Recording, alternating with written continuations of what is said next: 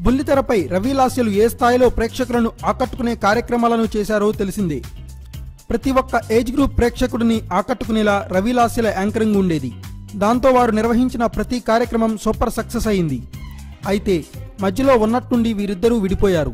విడిపోయాక కొంతకాలం తర్వాత వీరిద్దరు విడిపోవడం వెనుక పెద్ద కారణం ఉందని తేలింది. ఒక ఇంటర్వ్యూలో రవిపై లాస్య షాకింగ్ కామెంట్స్ చేసింది.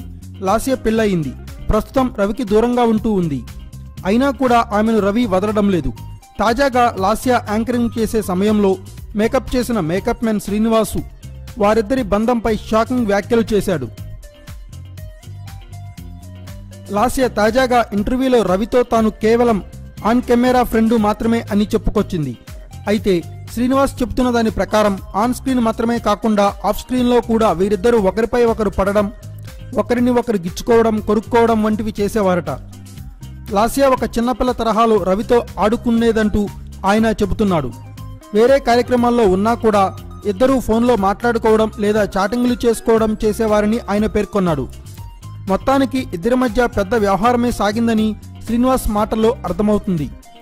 లాస్య పెళ్ళయింది కనుక ఆయన పూర్తి విషయాలను చెప్పేందుకు మొహమాట పడుతున్నట్లుగా ఆయన మాట తీరును బట్టి చూస్తుంటేనే అర్థమైంది. Thanks for watching. Please subscribe our channel.